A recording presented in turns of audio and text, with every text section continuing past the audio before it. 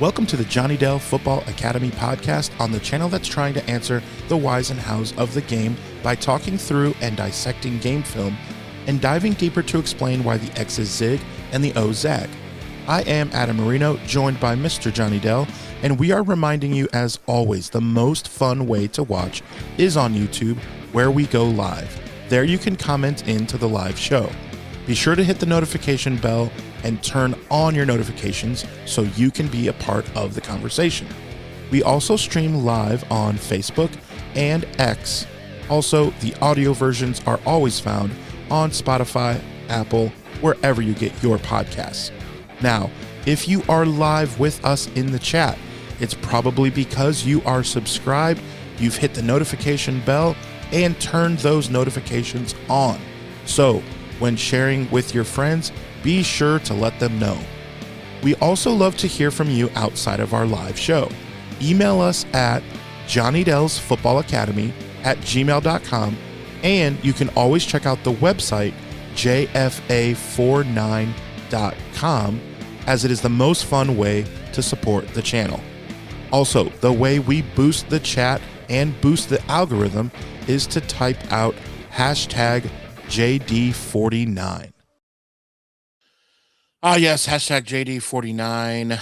Mike B is live with us in the chat because he woke up early enough. He was all right. First. Well, you're a champion among champions, is all I can tell you. Good morning, faithful. Happy Monday. May the 4th be with you. And because I'm a Lutheran, I say, and also with you. Getting in his liturgy. So if we have time, we'll get into some Star Wars, but there may be no time because we have to find out why we reached Jack Reacher style on well, yeah, Kaelon Black, so huh? I sent a private chat So- at him. It'll kind of let us know how we're gonna go with this verse. And if you notice, I put reach in air quotes, or in quotes, meaning air quotes, because in jest, if you will. Well, because this is the thing, is that everybody's saying it was a reach. Well, why? Why? Like, I keep seeing this. Well, it was a bad pick because it was a reach. What round? Well, why was it a reach? What round did everyone say? Well, the consensus was around 200. Was that he was around going to be the 200th pick in the draft, so it was a 6th-round pick. Man. Is what consensus had said. Okay, now with that, we also have to understand what went into this consensus board. That there really does tend to be, and I think this is part of why things turn out the way they do. There does tend to be a bunch of groupthink, and when there is a certain level of something, then people will suddenly shut off. And because it's so hard to get through so many prospects, you're talking like 350 prospects, that there's going to be, inevitably, there's going to be some groupthink going on. Because people don't want to spend 25 hours on a single prospect or 20 hours on a single prospect and sit there and go, yeah, but I mean, why are so many other people saying this kid is not a 3rd or 4th round pick? Why are so many people saying that he's a 6th round pick? And you say that, there must be something else going on. And plus, when there becomes an early decision that this guy's a 6th round pick, there's very little work done on those guys. 1st round picks get a ton of work on everybody because everybody wants to know about the 1st round prospects. Omar Cooper Jr. got a lot more work than Dejon Stribling, and because the system and the cycle starts feeding into itself. And Kaelon Black was a kid that I think got lost in that, off of what I think was one of the biggest combine snubs that has ever been. Man, not invited. When he's down the street. Because here's what happens. Here's what happens. People go, well, he was a 6th round. Consensus said he was a 6th round pick. So this is a 3-round reach. And you say, well, why was he a 6th round pick? Like, that doesn't prove to me that he's a 6th round pick. His film doesn't say he's a 6th round pick. Like, his Senior Bowl didn't prove he was a 6th round pick. And they said, well, he wasn't invited to the combine. And I say, why wasn't he invited to the combine? Well, they say he has no athletic traits. Okay, his pro day said he did. No, but he wasn't invited to the combine. It's still, even if he has athletic traits, he was going to be a 6th-round pick. Why? Because he wasn't invited to the combine. And you come back around to the same circular arguments. And I go, why is whether or not somebody was invited to the combine the metric? Because here's what the combine did. They invited over 250 prospects that scored lower athletic traits than Kaelon Black. Explain to me why the combine got it right. Like, that's what I need to hear about this kid. Because they said the combine's justification for why because it's a scouting group. In case you don't know, it's a private scouting group that determines who's invited to the combine and who's not, very much like the Senior Bowl. The Senior Bowl said he was good enough to invite him. Then when it came down to the combine, they said, well, we don't think he had any athletic traits, elite athletic traits. Okay, well, then at his pro day, he ran a 4.45, which was 83rd percentile, is in the elite range. He had a 125-inch broad jump, which is in the 88th percentile, I think, which is in the elite range. He had a 37.5-inch vertical leap, which is 84th percentile in the elite range. He did 27 reps of the bench press at 225, which was 94th percentile, and it was in the elite range. His 10-yard split was 1.52, and was in the 87th percentile, I think, somewhere around there. It was in the upper 80s percentile in the elite range. He tested in the elite range of almost everything he did. The only thing he wasn't elite in was the short shuttle, and his running mate, the other running back at Indiana, Roman Hemby, he went to the combine and ran, and his short shuttle was only 0.03 faster than Kaelon Black, and everything else was worse, except for the broad jump. They were exactly the same on broad jump. Both did 125 inches. But Roman ran a 4.54 40. He had a 1.62 10-yard split. He had a 35.5-inch vertical leap. He wasn't near the athletic guy that Kaelon Black is. And people say, well, then why was Kaelon Black the second running back on Indiana's depth chart? And why was Roman ahead of him? Because Roman Hemby had a $1.5 million NIL deal and Kaelon Black didn't. That is the difference. There were roster politics as to why Kaelon Black should have been the number 1 running back for Indiana. He wasn't, because they paid Roman $1.5 million to be there. And so you better believe he was going to be paid. But I will tell you, it showed up who the coaches preferred in situational football. Third and short, who is getting the ball? It was Kaelon Black was on the field. Backed up, meaning inside their own 20, Kaelon Black was the only running back out on the field, except for when it was like the fourth quarter and they were blowing everybody out by 40 points. But Kaelon Black was the running back that was in the backed up package. So inside your own 20. Inside the red zone, it was 60-40 Kaelon Black to Hemby as far as carries. Third down, they were kind of 50-50 until the 2-minute drill. Kaelon Black was your 2-minute running back. Like, anytime it was 2-minute offense, 4-minute offense, Kaelon Black was in there. Like, you can go back to the Penn State game, and we're going to see some of these clips. The Penn State game, Indiana was down 24-21. They needed a 2-minute drill touchdown or score to win the game. It was the game that at the end of the game, everybody saw the highlight of Omar Cooper Jr. catching the ball in the back of the end zone, like 1 foot down. It's crazy good catch. Everybody's seen that highlight. Kaelon Black was blocking Danny Dennis Sutton on that play because the entire 2-minute drill, Kaelon Black was on the field. So that tells you who the coaches trusted more.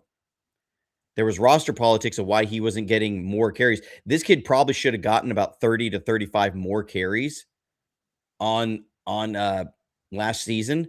And we're talking about this kid differently if he's a 1,200-yard rusher and 12 touchdowns, 13 touchdowns, as opposed to 1,040 yards and 10 touchdowns. That alone, how much does that move him up your draft board? If you say this is a 1,200-yard rusher with 12 touchdowns, 13 touchdowns, you say, well, that moves him up at least 15 to 20 spots. Okay, then you say this is a kid who had a 9.14 relative athletic score, which is in the elite range. There's only one other. I think it was Jeremiah Love and Mike Washington were the only two guys who had similar RAS, and Mike Washington was 9.14 as well. And so you say, and Mike Washington went in the 4th round. You say, okay, now if we say relative athletic score is equal to Mike Washington was a 4th round pick, and people were projecting him as a 4th round pick.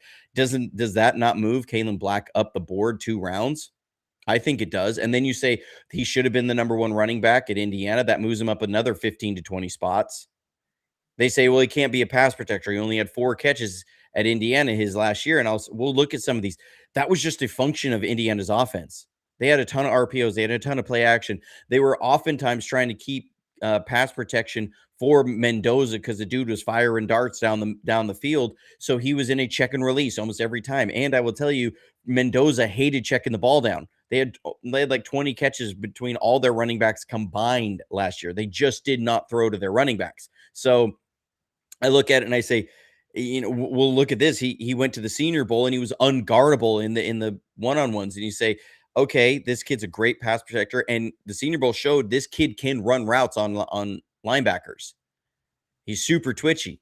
And I say, okay, so the questions about his pass catching, which was issues 1, 2, 3, and 4 of one reason he was in, or of why he was a 6th round pick. Now you've answered that question. Does that not move him up at least another round? And now you say you're at a 3rd round running back. That's how the 49ers got to him being a 3rd round running back. This wasn't just they fell in love with the kid just because they liked him for no reason. There were legitimate reasons why you keep moving him up the board. And what happened was the consensus board said he's a 6th round pick. People didn't spend time on him.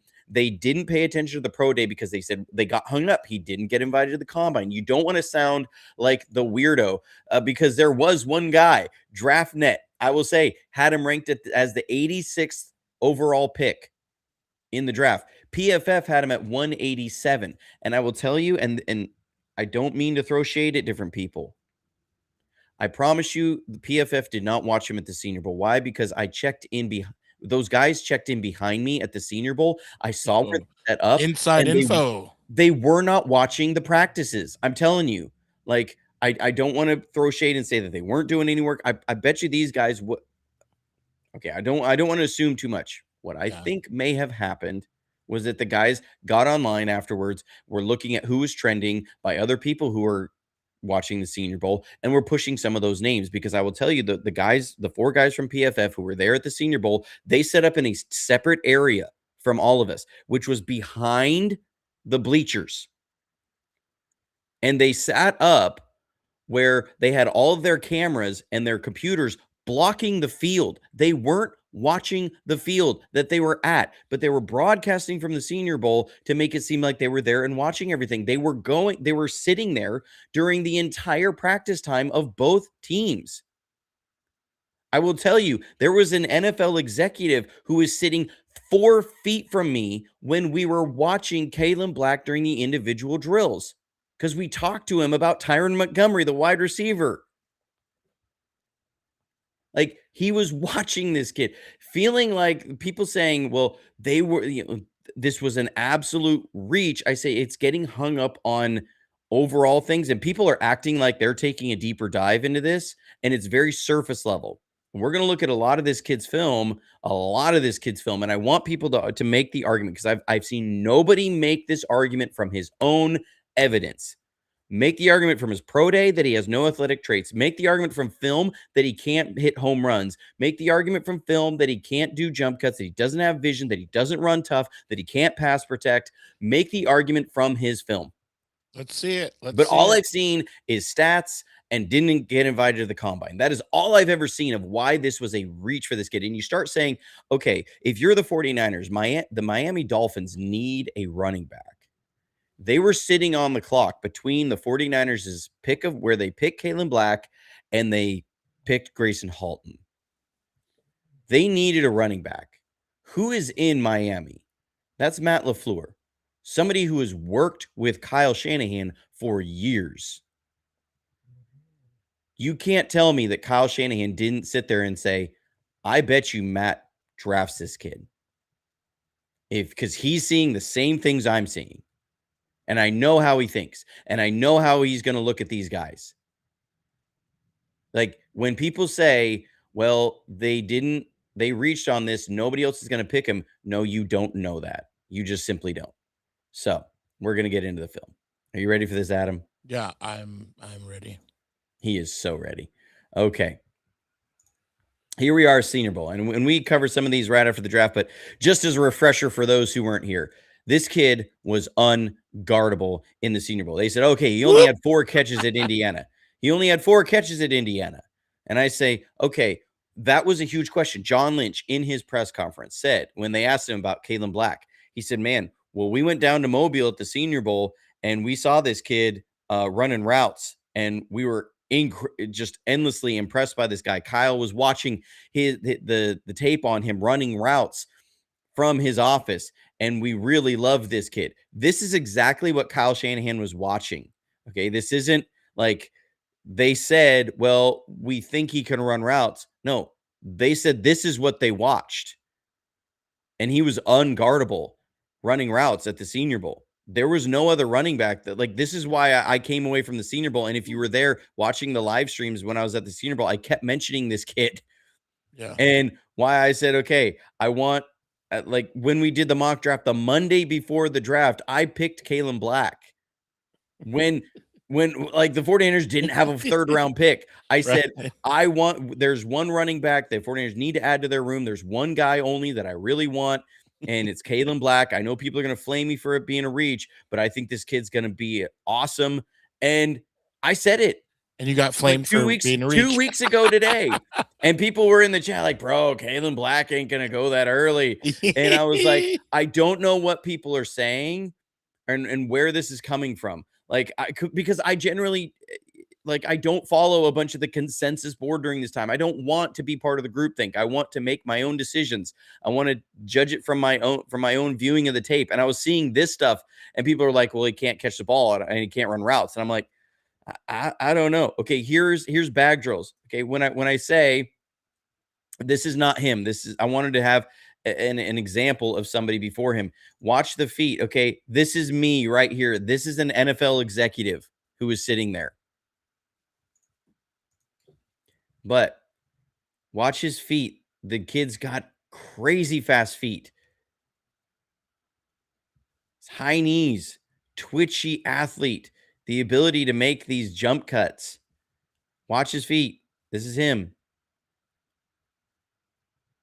He's got that shake and bake. He had, this is the difference though. You see another running back, those feet are not moving the same. You see it, not the same kind of feet between all these guys. That's what drew me to him. It wasn't like, oh, the kid looks jacked. Oh, the kid looks like he's got incredible straight line speed or something. Yeah, gosh, I'm seeing him run through the bags like that. And I saw the feet, and I was sitting up there, and that was my note on that day. And I leaned over to Wayne Breezy, and I was like, dude, this Kaelon Black kid's got some crazy fast feet, twitchy athlete. And that's what happened. And you see him here back in the pass drills. Like, what about this? And I get it. People are gonna be like, oh, well, that's just one-on-ones. I'll tell you, the other running backs didn't look as good as this kid. They just didn't. I mean, this dude is a weight room junkie. You can tell, like, because another thing was, well, at his stature, we're not sure he can be a bell cow back. And I'll tell you, that was Xavier Sorry, who was the linebacker, one of the faster linebackers in this draft class, who was guarding him there. He couldn't keep up with him. It was just something. So that was a Senior Bowl. Now we're going to get into his college tape.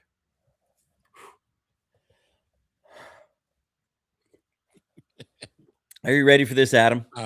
Let's do okay. it. So I've got this cut up into different sections, and some of these overlap, but I have a collection of clips that is I call jump cuts, vision, and finding the hole. So they say he doesn't have great change of direction. He can't do some of these jump cuts. And I say, put on the film. Ooh. And that tells me something different. And I'm not sure where you're getting that. Here he's running a wide zone. Okay, one thing I liked about this play, why I picked it. So many guys, when you run this wide zone, and this was one of Jordan Mason's problems, was that Here, Jordan Mason would predetermine that this was a cutback, and he was just going to cut it back. And what it did is over time, defenses they knew he wasn't going to cut it back. That he wasn't going to press the edge, and so you saw safety sitting here. They'd slow play it, and then they'd come up. Well, Kaelon Black, you see, he's going to read this out, and he's going to see this blocked for the edge, and he takes it to the edge. That tells you a kid is reading the keys correctly. That is a big deal. Here you see him against Iowa. This was a great game. Little counter play. Get skinny through the hole. Okay, this is what I love. This is what he's seeing, and he's got to read this up in here and fill into this hole, and then cuts it inside his lineman. That's awesome. All right, now another little power play. Get in there, get skinny, jump cuts through the hole, run hard. We got if this is a power gap or counter tray, one of the two. Oh, counter tray. Okay, now here's the cut back inside. Follow your lineman, follow your block. He's got good vision. Like how he runs with vision. Inside zone here. Look at the jump cuts, find the hole, and then run and get yards after contact. Something like 56% of his yards were yards after contact. Something like 600 yards after contact. This kid has got great contact balance, low center of gravity. He runs behind his pads. Look at him, be patient, find the hole, get vertical. Here it's a little sift lead. Look at him just run through tackles. Here's the cuts. Move vertically, break a tackle, break another tackle, go get more yards. Oh, man. This is just the entrees. Here's my second package of these. Here we are at the goal line, counter tray, jump cut, find the hole. The vision is there, run tough. Here, little a split zone, find the hole, run through arm tackles, get yards after contact. Little inside zone. Here, look at the lateral movement. They say he can't move laterally. Here, he's going to get it, and then boom, turn, get lateral, then get vertical, yards after contact. Here, wide zone, press the edge. Now, look at him stick his foot in the ground. This is a wide zone, so this is 49ers football right here. He's going to read it out. When he reads it, sees that the edge is taken away, he's going to stick his foot in the ground and get vertical. This is a 49ers running back right here. Stick your foot in the ground, hide behind your offensive lineman, get vertical. Run hard, get yards after contact. Little duo run here. Look at the sideways jump cuts. This is what I mean. Fast feet, quick feet. You know what one of his draft comps was, even with all this stuff? Jordan James. Okay, when you look at the 49ers post 2024, when they lost Christian McCaffrey, one thing you saw was that Jordan James and Kaelon Black have both fit a profile closer to Christian McCaffrey's running style than Jordan Mason or Isaac Guerrero.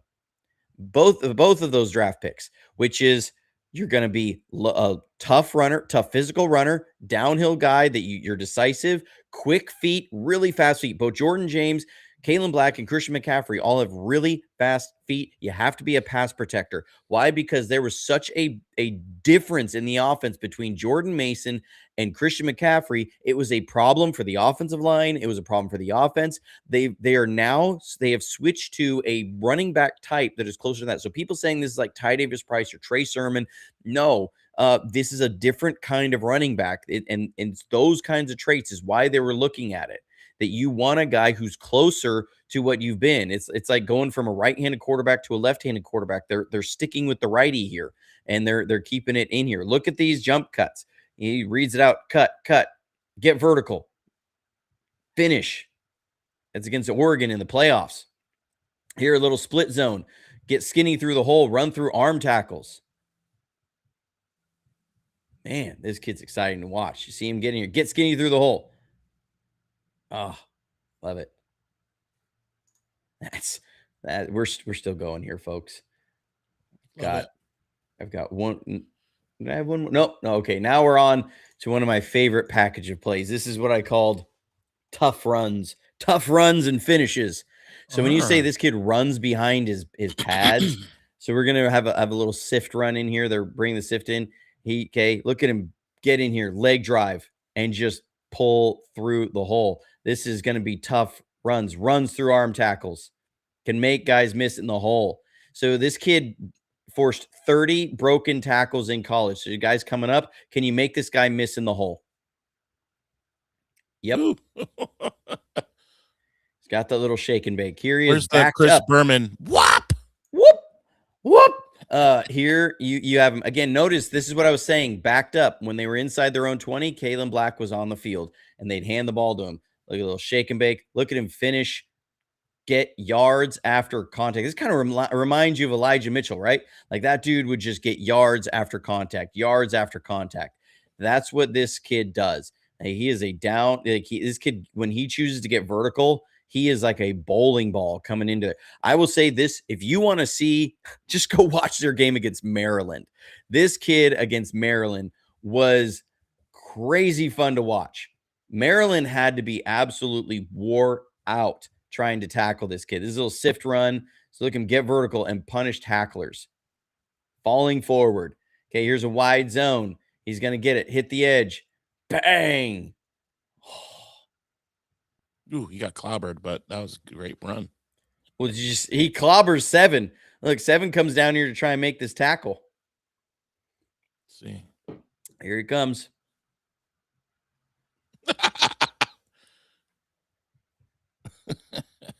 Here he is on a little power play. Break it. Get vertical. Dragging guys. Arm tackles do not work well against this kid. Look at him go. He's getting it. I mean, this kid runs behind his pads, gets yards after contact here on a little sweet play. Now let's see the home run speed. Gets the edge, gets the home run. They say, I don't know if he can hit the home runs in the NFL. I go, there's too many examples of him beating guys that I don't know. And the 49ers at this point, like you look at Christian McCaffrey and you say, Christian McCaffrey doesn't have that like 75-yard home run speed. We saw him get caught like against the Seahawks. It was in the playoffs that one year, right? He had like a 70-yard run and got caught right at the end zone. You don't necessarily need to be able to hit the 80-yard touchdown. Isaac Guerrero can do that. But if you can't hit consistently the runs like this, where you're going to punish guys and get through here, then that home run speed doesn't matter as much. Like you're boom or bust. I mean, you just see him banging off of guys here, inside zone. Here against Maryland, inside zone. They're going to run. He's going to run vertical. Watch how long this tackle takes. Still, yeah. I mean, Maryland like had to just be so over trying to tackle this kid by the end. I mean, just look at him. He's going. He's still running. He's still pumping those feet. You still see those feet pumping, like in the middle of that pile. Here he is still against Maryland. Little inside, little duo run. Dragging guys. He's got half the team on his back by that point. This is not the same clip.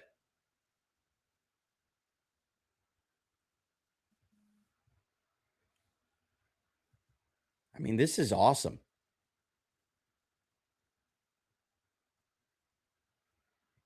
This game against Maryland was so fun to watch. Vertical. Look at him drive the legs, dragging guys with him. Little sift run here. I mean, he is dragging Maryland players with him.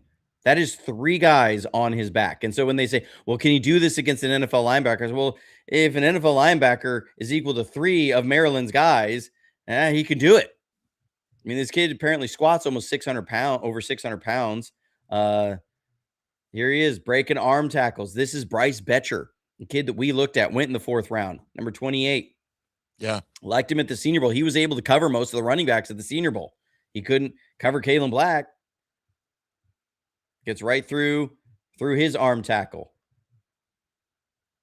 This was a tight game against Oregon too. Little lead play here. Look at him. He finishes low center of gravity, runs behind his pads.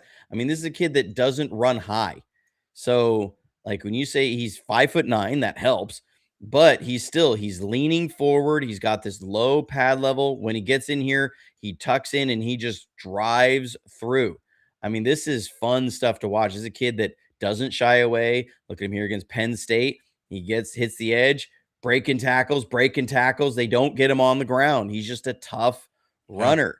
He keeps running. I got to remember which even package of clips I'm on. I think I'm on the second package of tough runs. Man, this kid's just fun to watch.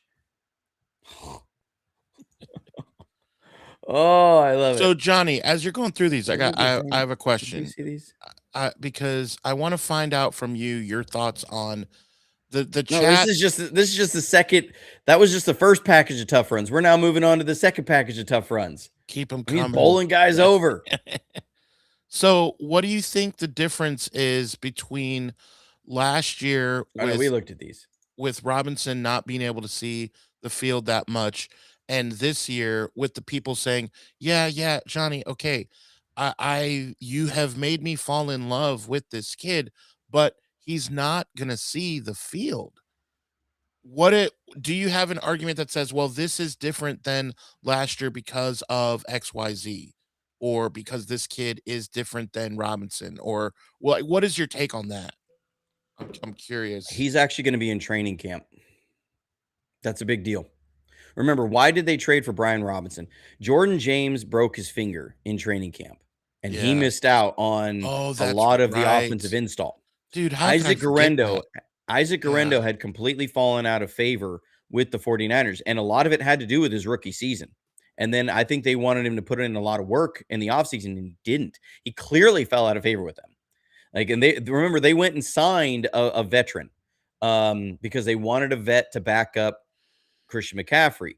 And then he ended up breaking his ribs, right, in preseason and against the Raiders. And so he went on IR. And then they were going to get Jordan James up to speed with the majority of the training camp practices. Then Jordan James broke his finger. Yeah. So then at the end of training camp, Brian Robinson Jr. became available for a 6th round pick. Okay, this wasn't like they were saying, well, we're going to invest a lot into him. They wanted to evaluate him in their system. So they brought him in. He still got more ops on the field, especially down the stretch of the season, than Jordan Mason did. But he didn't know most of the offense. He didn't know like 90% of the pass game because he came in, what was it, August 29th? I think they made the trade for him. So he was a late addition, a late add to try and get him up to speed, to try and get him in there and get through the practices. And then Jordan James is still coming back from that broken finger. And then you kind of hit a point where we're in the middle of the season. We're not really going to, as Tower Power said, you don't change horses in the middle of the stream. That you're in that sort of a situation. So now you're looking at, well, I got Jordan James who's going to get the whole offseason. He's going to get training camp. And I got this kid who's going to get our rookie mini camp. He's going to get mini camp. He's going to get OTAs. As long as he stays healthy, he'll get training camp as well. And we don't have any reason to think he won't, but you needed that insulation because they wanted Jordan James to be the number 2 back. He broke his finger, wasn't able to get through a lot of the installs and through a lot of the reps that they needed him to get in training camp. Now you've insulated that twice. And Christian McCaffrey is also 30 years old. He's not as young as he used to be. He's coming off a season where he had over 400 carries. I don't believe that Christian McCaffrey is going to play all 17 games. I think that's and I think they are aware that the likelihood of that in successive seasons with that kind of a workload is just not realistic. That he's going to miss some games in there. So you really do need another running back that you feel really good about. And I think that's where it comes from. So that is a good point with when we signed him. I forgot that he wasn't really with us that whole offseason. I really did forget that. And that's a good point. Yeah. and that's another thing, just talking about last August. I mean, look at him dragging the pile. Yeah. That reminds me about Kaelon Black. How did I think it was Bruce Feldman named him to the top college football freak athletes list last August, and the combine doesn't invite him. Like, make that make sense. How does one guy who names his top college football freaks, athletic freaks? I mean, this is him against Alabama. Look at the tough running in the red zone. How does that guy name him as one of the most freakish athletes in college football? And then 6 months later, the combine says, well, we don't think he's got any elite athletic traits. Like, that doesn't make sense to me. Here you see against Alabama. This is where I say, like, again, they say he can't pull away. I mean, he gets a shoestring tackle here, but look at the burst through the line. Look at him take off, hit the line, and then go. Shoestring. He was mad about that one too. Yeah. I mean, you're going to see him here. Wide zone. Find the hole, get vertical, and then I mean, are we saying that's not bursty enough? I don't know. It's hard for me to watch this. And that's against Alabama. This is against Alabama. Avert thine eyes, Johnny. Yeah, as you like to say, this isn't against the Corpus Christi Nuns. Mm-hmm. It's a little thing I like to call the Rose Bowl. Yeah, here in the Chick-fil-A Bowl against Oregon. Look at that running. Look at that. Should get you excited as a 49er. This is a wide zone. Stick your foot in the ground, get vertical, and just run hard. I really wanted Chick-fil-A yesterday. Chick-fil-A yesterday. Oh my gosh. Look at him run how he runs into the second level. Oh, yeah, it's Tiananmen too. He just runs over. Here, find the hole. Tough running. Oh my gosh. This is against Miami in the national championship game. Safety says, I'm going to get you. Oh. Oh, man. Tough running. Look at him go. Against Miami in the national championship game. Jump cuts. Vertical. Leg drive. Keeps going. Some bowling ball action. Again, Miami in the national championship game here. Inside zone. Look at him. Just great contact balance. Run through arm tackles. And then I put this up here. Why? This is the end of the national championship game. Indiana's up 24-21. It is the fourth quarter, and there's only a minute 51 left in the game. Who did they hand the ball off to in this moment? They needed a guy that this is when you give the ball to the guy you trust the most. If you're the 49ers and it's this point in the game, whose hands are you putting the ball in? Christian McCaffrey. CMC. Without question. Okay? Without question. What does Indiana do? Who do they give the ball to? They give it to Kaelon Black. Because they said, this is the guy we trust the most as a ball carrier on our team. And that's exactly what they did. And that has to tell you what they thought of Kaelon Black and why you then say, okay, maybe I should think about Kaelon Black a little bit different than what the consensus said, because maybe there was something else there. This is just going to be a really long montage. Because you want to say, what does this guy bring? Why can he be out there? One of the issues they had with Jordan Mason was the dude was not good in pass protection. They were worried he was going to get Brock Purdy killed. Watch this kid in pass pro blitz pickup. Boom.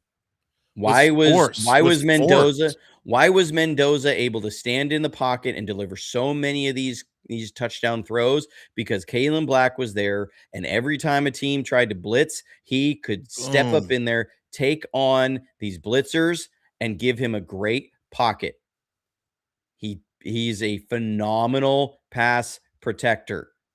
He steps up in there with incredible willingness. He picks up the stunts. He picks up the games. This is a really smart kid. I mean, look at how that linebacker's head snaps back. Okay, as he comes in here. This dude has got to have like 20 or 30 pounds on him. And watch how his head snaps back. Ooh, you're going to hurt somebody. This was a huge reason why he only had 4 catches, because this is what they preferred him to have. I mean, golly. Again, why was Mendoza able to make all these throws? Because you had Kaelon Black in here able to stand in the pocket and to pick up these blitzes and give him lanes to throw. Gosh.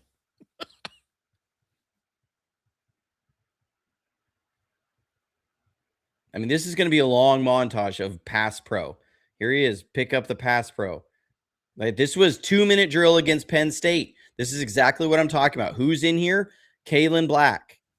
They're gonna blitz. He's gonna have to read this across the board to go pick up. See how quickly he identifies this guy's coming. That's my guy. Cross the formation and go pick him up. This is 2-minute drill against Penn State. They got to win the game. He's out here. He's picking up an edge guy on his own. That now people say, well, Mendoza got hit. That wasn't Kaelon Black's guy. He's got to pick up the edge off this side. This is on Mendoza because this should have been thrown out hot, and he didn't throw it hot. But he's got his guy. This is out.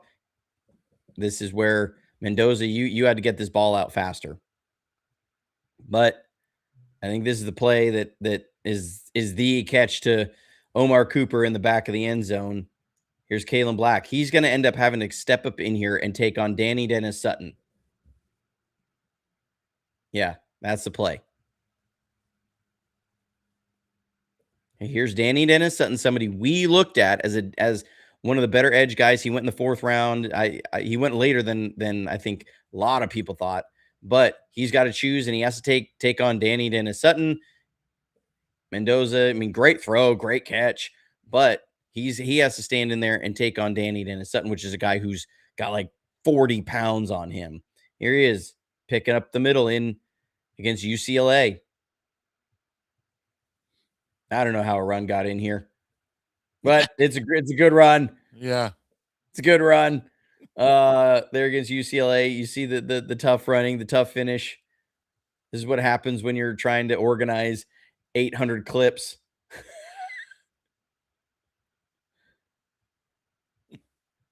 Here against Ohio State. Notice this. He's got to come down and pick up the edge rusher alone. This is how Mendoza is able to fling that ball 50 yards down the field. Caleb Downs on Omar Cooper. That's a great matchup. But, I mean, this is their straight edge player because the way their protection shakes out on this, he's got to come down and take on the edge guy himself. It is. Same thing. Pick up the edge. Hold it. It's him.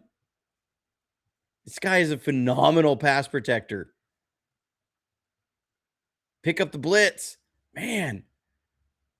How do you get Mendoza throwing these big strikes down the field? Because you got this kid protecting you.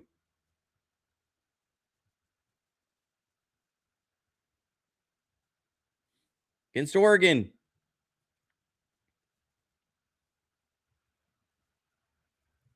Mendoza's able to stays alive, gets out there and runs. Why does this kid win the Heisman? Because he's got Kaelon Black blocking for him.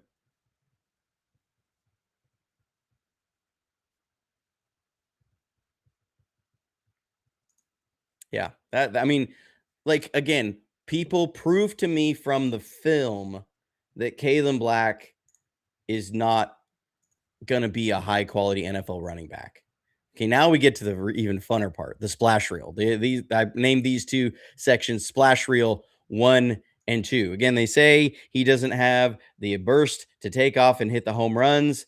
And I say the film doesn't show that.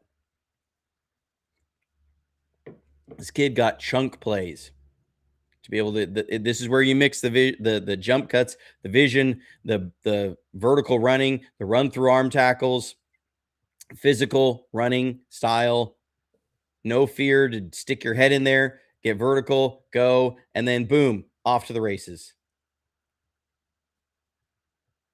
I say I don't know if it's hard for me to sit here and have somebody say they watched this film and said I don't know if he can.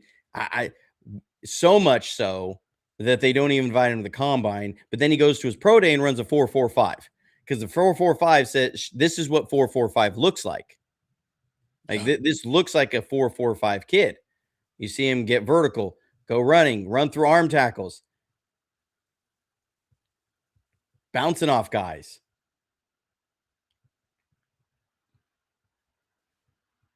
Man, look at that jump cut. Yeah. It's impressive. Yeah, jump cut. Then get north and south, run through an arm tackle, run through another arm tackle. Then get yards after contact. Here's a little toss play. Get out here. Get the edge. Hits the edge. Nearly gets the touchdown.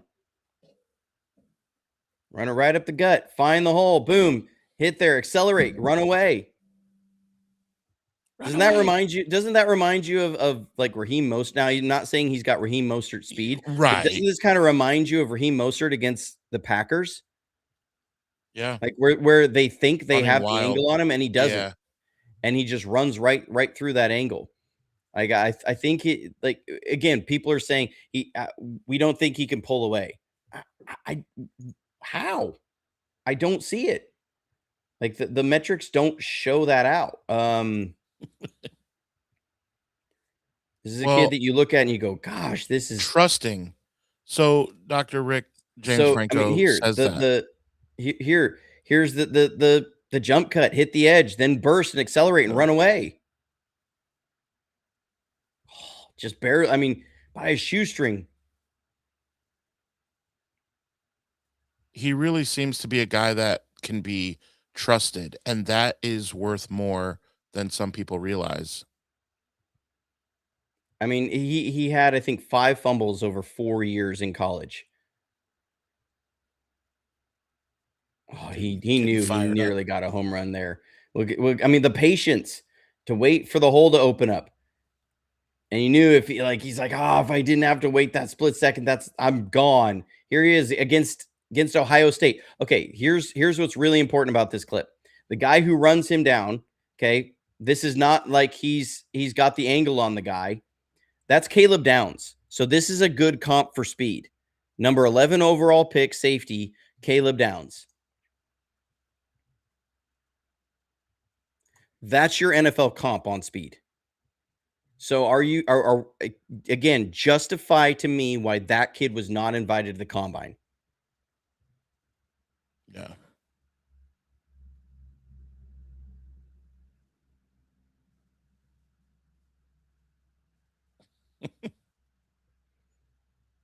Now here, he does get caught from behind. This is where I go, okay, is the long speed maybe an issue? He does get tripped up a little bit. He gets run down by this kid. 22 from Oregon. He went in the draft. He's a 4.38 corner, I think was his 40 time. So this is one of the faster corners in the league. Long strider. I think this kid had some of the best long speed of any corners that were out there. And so you do wonder, okay, his long speed, but you're going to see him run through here. 22 is going to come the same way and try and run him down and can't run him down. So at 30 yards here, 22 caught him before, can't catch him now. So again, I see this and I say, we're talking about he's hitting these against guys who are in the NFL now. Here's against Miami. I just look at all these clips and I say, is this not an NFL running back? Is this not going to be a good NFL running back? Is this somebody who I can justify why he wasn't invited to the combine? That I can say, I've got issues with him in pass protection. I don't see that at all.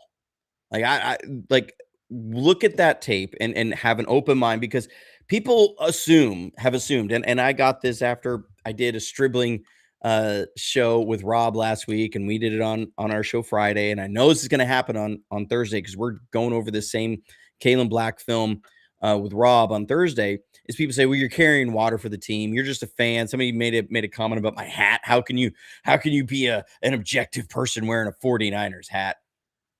And I'm like, I'm not carrying water for the team on the Kaelon Black pick, because everybody who's watched this show for the last 3 months knows that I've talked about Kaelon Black like 5 times, and knows that I've liked this kid, and knows that he was the only running back I talked about for us. So, and it was because I watched that film. I watched him at the Senior Bowl.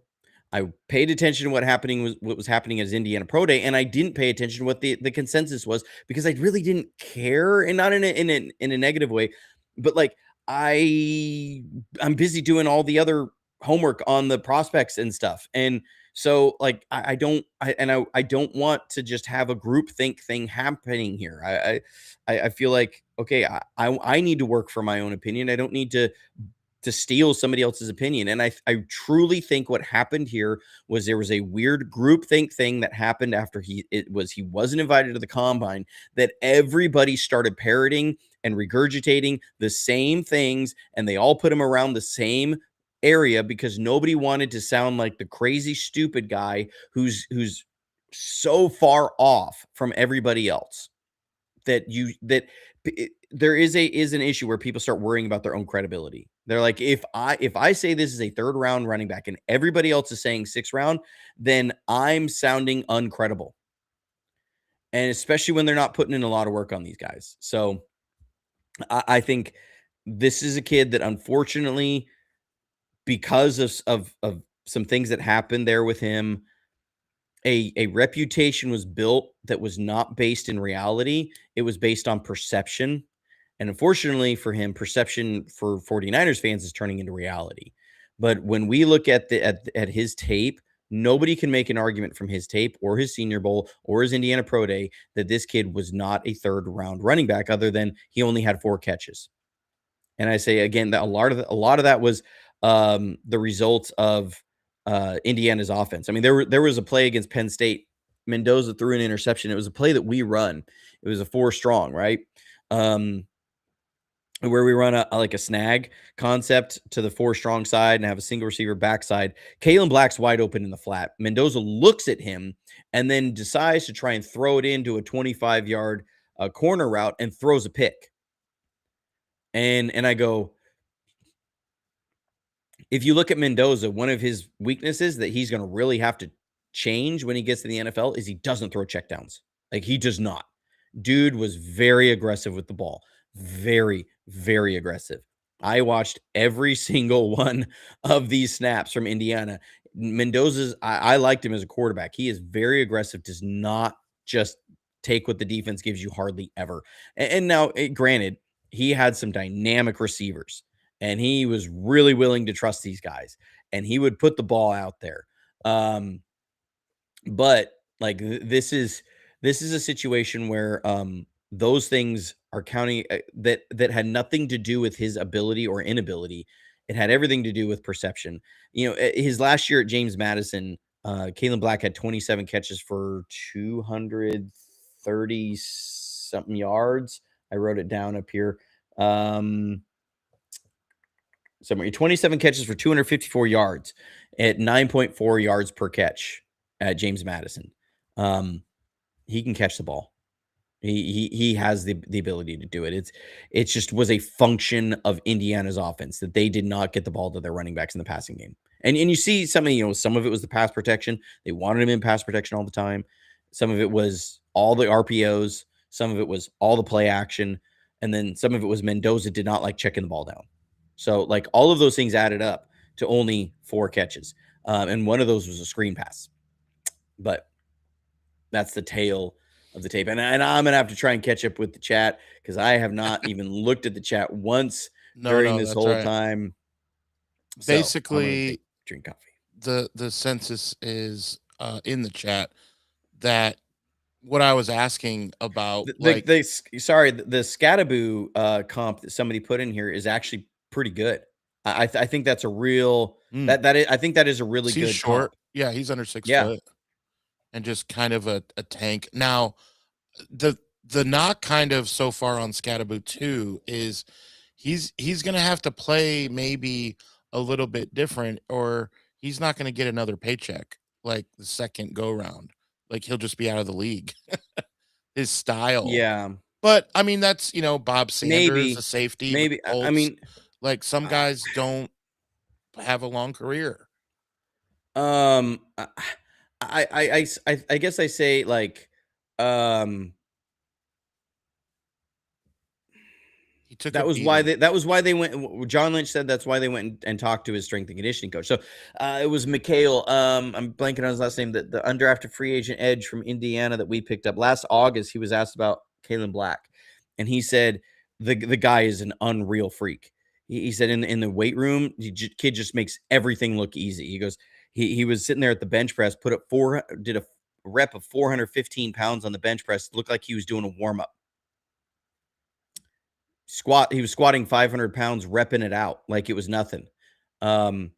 The kid works as hard to be as strong and thick and durable as possible. So this idea that like he's there is simply from looking at height, weight, that they say, well, I don't know if he has the durability, instead of looking at the individual. And that's part of the problem with this consensus board, is that a lot of these guys look at just face value metrics. And John Lynch said we talked to his strength to the guys there in the weight room at Indiana, and we feel really good about his ability to be a bell cow guy. That was John Lynch, what he said, right? So that's the question: is can he be durable enough? And so like that question for them was answered well through the interview process, through digging into his commitment in the weight room, through his all of that stuff. So so that's where I see that. Now I see this from John Shoup. He says the legit complaints are probably more about the selection versus alternatives that could have helped more immediately, i.e. drafting an older backup like last year when likely starters were available. And here's, again, this comes back to, I think we talked about this right before the mock, that I saw this last year over the Upton Stout and Nick Martin picks, that people were like, we need to draft a tackle. We need to draft a tackle. Why didn't we draft a tackle? That's a bigger need. Trent's getting older. We need to draft the heir apparent. And I kept saying, and I would say, well, who was the heir apparent to Trent Williams that was available in the third round? And I remember going back and forth with different people. One guy was like 8 times, and he kept saying, well, they just needed to draft a tackle. Trent's getting old. And it was like trying to prove to me why Trent Williams was getting old. And I'm like, you don't have to prove to me that I understand Trent's age. Like, I understand he's not 25 years old. Like, I get it about Trent Williams. I'm saying, prove to me that there was a guy in the third round who could be your next Trent Williams. That's a big task. And it was, well, they just needed to address that position. Trent's getting older. With who? Somebody. Draft a tackle. Anybody. Who? Draft a tackle. Who? Yeah. And they would say, I mean, there was lots of tackles there. Who? Like, put a name out there so that we can look at this guy and say, could this guy be a starting tackle for the 49ers? That's the question. That's the question you have to ask, is would whoever else be there? Because like, you look at the 49ers, I think if they didn't pick Kaelon Black, they were going to pick Grayson Halton. And then they would have picked Kaelon Black in the 4th. Like, do we feel better about it if they do that? I don't think so. And again, they're looking at Miami sitting there. And Miami with Matt LaFleur is very likely to take this kid. They needed a running back. And so I think they sit there and go, this is who we think is the next best running back. We do need to we want to build the best running back room possible. And they didn't get him. And so they saw an opportunity to get him. And then they also got the defensive tackle. I mean, we talked about this during the mocks period, that the things that they needed to get were going to be a wide receiver, a dynamic wide receiver, and they did. They needed to get a speed rusher that was a specialist pass rush guy, and they did, in Romello Height. That they needed to get another defensive tackle, and they did. That they needed to fill out their running back room, and they did. That they needed to get a guy who could come in to be guard, and that's what they did. Those were the top, like, 5 of the biggest needs that we had identified leading through this season that they were going to go after, and they did all those. And they did all those in the first 5 picks. And so I'm not surprised at all, like, with what happened here. And again, I think the idea that he was going to be there later, I think that's a consensus thing. And I really don't think half the NFL felt that way. Now, half the NFL who wasn't really looking into this running back class may have not, because some of them truly don't. They just say, well, we kind of look at this isn't really a strong running back class. We'll wait and get another running back next year. There might be some free agents out there. that other teams are valuing that differently. Again, if you're the 49ers and you went 2024 Who? without Christian McCaffrey, right? Then there's the thing. And so when it came down to the tackles, finally people would spit out, well, Charles Grant from William and Mary. He was there. And then I say, well, look at Charles Grant from William and Mary. He was a backup tackle on the Raiders who gave up 61 sacks on the year. Like he could not beat out bad tackles. And so I go, this is your idea of what would have been better than Upton Stout in the third round, that he brings more value? I think this kid is a marginal backup player is what it's seen. And I think the 49ers felt the same way. And so like, I go, just because we say that there may have been somebody else there that would have moved the needle more, I'm not sold on that. Because I've seen that argument before about other picks, and without like looking at, and then we get into the redrafting of, well, now we look back on the draft and there were these guys that were there in the fourth round. Well, okay, if they're there in the fourth round, it doesn't tell me that everybody knew that these were going to be really good players. You are taking a 50-50 chance when you get to the third and fourth rounds. You just are. And I do think that the top 100 in this class was better. And Kaelon Black was a top 100 player in this class, is what I felt like. And that was my own evaluation after seeing everything. And I wasn't with the consensus. And I don't like, I'm not that big. Okay, maybe I'm wrong, maybe I'm not, but at least I came to my own conclusion. So Yeah, so much of this is a wait and see. Like who was it that just said in the chat? I stopped worrying about 10 minutes after the draft. Let's see who's a steal. Yeah, Mike B. I stopped caring about if guys were reaches about 10 minutes after the draft. yeah. Look, they're 49ers now. I hope they all do well. Next up, we find out who was a steal. Mike B, great, great attitude about it. We won't know. That's why sometimes I like when you and Wayne and these guys like went over drafts of the past that was enough years out where you could be able to constructively say, okay, picking George Kittle here was obviously a steal, picking Javon Well, and Kinlaw people was will say, not, or whatever. But w- right now we can't say that. no, and you also can't say that, 1 or 2 years of bad drafting is just kills you as a team.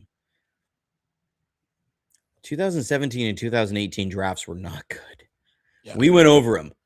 They got 2 players. I mean, they don't help outside of those draft classes. That was George Kittle and Fred Warner. No, everybody looks on those early drafts as that built the team for the Super Bowl. Yeah. And I go, no. They got George Kittle and Fred Warner, which were 2 huge pieces. Now, I'm not saying, but if you come out of 2024 and 2025 with one guy like either of those guys each, you're sitting here saying, man, this is a home run draft. So this idea that every guy has to hit, and look, I was watching a show and somebody was going over the 2024 draft class and sitting there, and I'm like, how can we say some of these things? It's like, oh, Renardo Green has not worked out, and I say, and they were pushed. They said, why? Well, because the 49ers were going to trade him, and the other person said, yeah, where does that come from that the 49ers were going to trade him? Well, there was buzz out there. The 49ers were going to trade him, and we're looking to trade him, and nobody would even call him. That tells you what the league thinks of Renardo Green. And he goes, no, you know where that started? That started from a Benjamin Solak article that said he thought there was an 80% chance that the 49ers traded Renardo Green. Not based on sources, just him like postulating that he thought there was about an 80% chance. And from that moment, everybody cited Benjamin's article and said that there's buzz that the 49ers could trade Renardo Green. This is part of the clickbait, the title grabbing culture that we have in media. They were not saying there's buzz the 49ers want to trade Renardo Green. It's you have a what am I trying to say? Like self gratifying media culture where one person writes an article and somebody else writes an article citing that as proof that it happens, and then that person writes another article citing the other one back as proof that what they said was true, and you have this like self-feeding cycle We've seen this in politics news media. We've seen this in sports news media, that sort of stuff happens. So Benjamin Solik writes that, and then you have 10 articles that say there's buzz the 49ers might trade Renardo Green, and suddenly everybody's citing everybody else's articles as that there's buzz about it. And it was false. It was false. It was created. It was just manufactured. And so using that as proof that, well, the 49ers are out on Renardo Green, so therefore he was a draft miss. I'm like, this is what I'm talking about, of this kind of stuff that is used as some sort of proof, and it's not. Because you look at Renardo Green's tape from 2024 or 2025, and you say it wasn't as good as it could have been. He was also playing behind the 32nd best pass rush. He was benched in one moment of one game, and he went back in later in the game. And Kyle Shanahan or John Lynch was asked about it, and they said, we really believe in him. We think he's the kind of guy that responds well to a challenge like that, and we're going to challenge him to grow. And this is a big off season for him, and they don't trade him.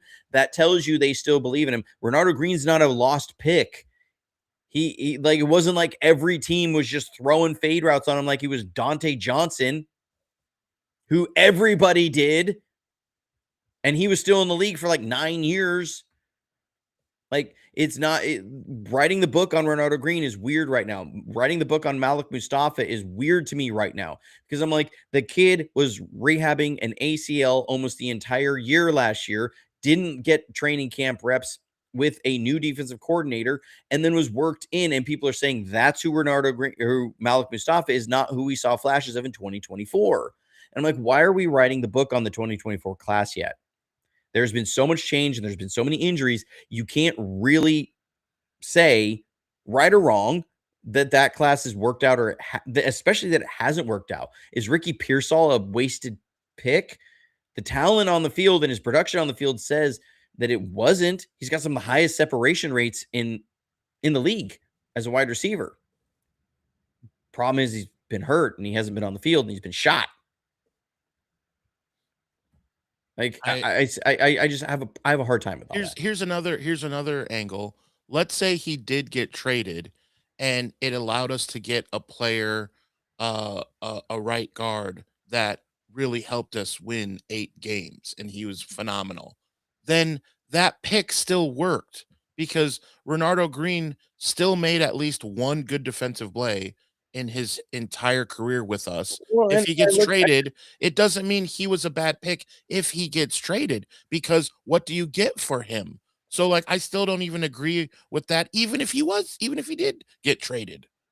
Well, and I also saw the same person say, well, because then it was like, well, the 49ers won a lot of games with these guys. And they said, no. They won because they were just living off of the talent that's been on the roster for years, going back to, the previous drafts. Because since 2021, it's not like they're winning on all these picks. And I go, that's just not true. Like, that this is some sort of revisionist history here, because I look at it and I go, no, wait, you're saying that they went 12-5 last year because of all the guys that they drafted before 2021. Who's on the team that they drafted before 2021? You're talking about Fred Warner, Nick Bosa, George Kittle. Like, that's who they've drafted before 2021 that was on the team last year. And guess what happened with all 3 of those guys? Nick Bosa missed 14 and a half games last year.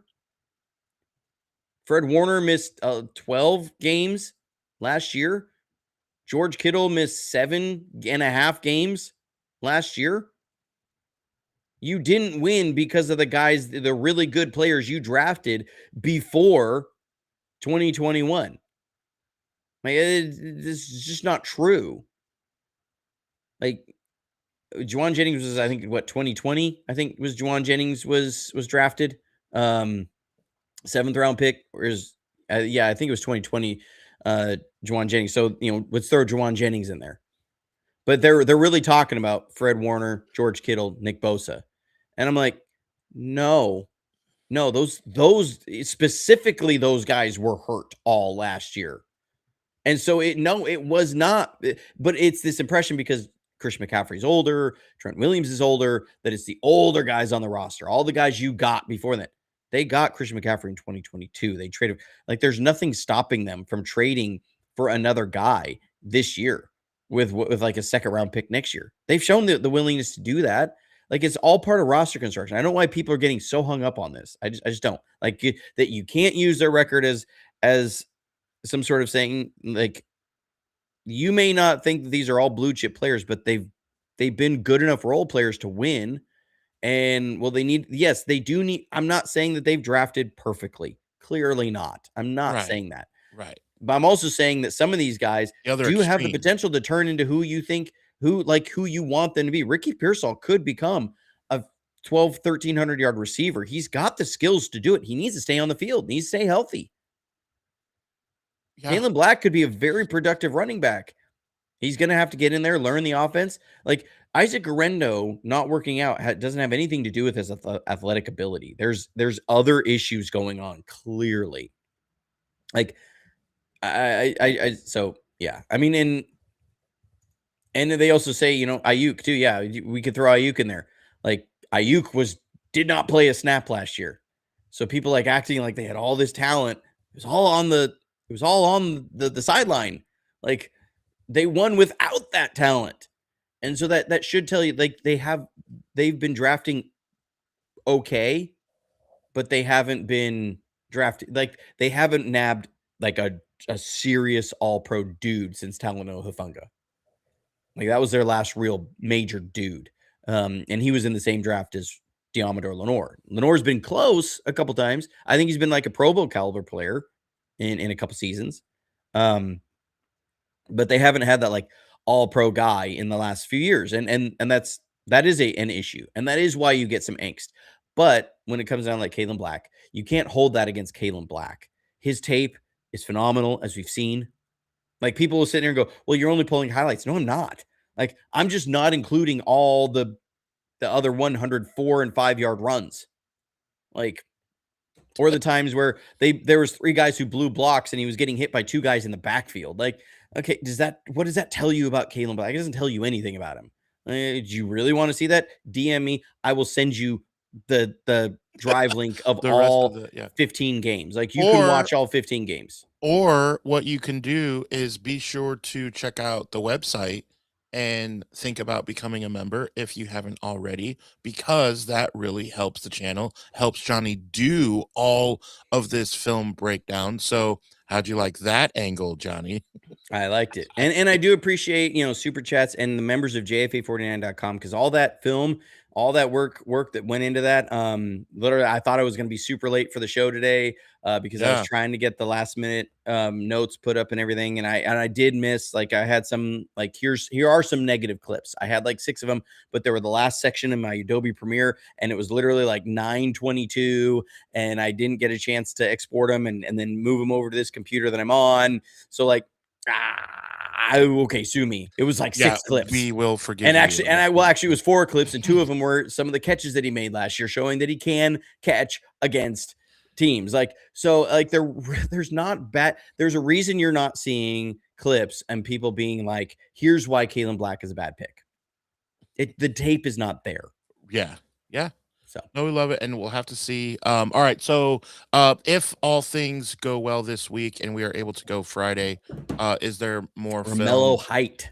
Okay, Romello Height is who we're looking at next. Yeah, I've gotten through his tape. So, all right, good.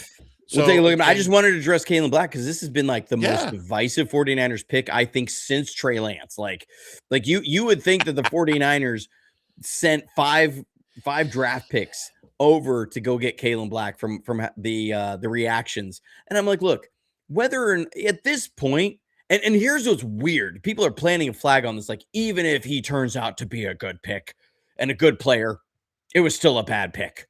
And I'm like, what are you saying? Like, if you're saying that this kid goes and has a 1,200 yard rushing season, you're going to sit there and still plant your flag and say they still shouldn't have picked him in the 3rd round.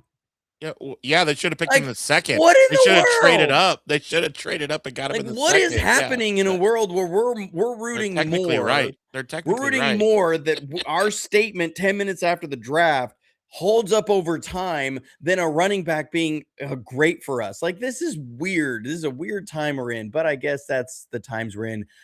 And hopefully, I'll say if we win a Super Bowl and this kid like runs for 200 yards, I'm going to be insufferable. I will be insufferable. Johnny, you're almost insufferable right now, so I I gotta get know. out of I here. I know. gotta get out of here. I know. You got to in get it going. in the meantime, in between time, be sure to like and subscribe. Take your phone like so, and oh, nice and shiny on this May 4th. Again, happy May 4th. Those that celebrate, May watch the all the Star 4th be Wars, with you. but only the good episodes. Don't watch any of the crappy ones like Attack of the Clones or anything. But that's a whole nother show. Maybe for Sports Idiot Nation, which comes to you every Monday, Wednesday, Friday. We come to you every Monday and Friday. And Johnny also, of course, breaks down a ton of film. Yes, Quiffle Ball, LOL, go Niners. At this point, that's what all we can say. But thank you for hanging out with us. Remember to stay safe, stay healthy, and as always, go Niners.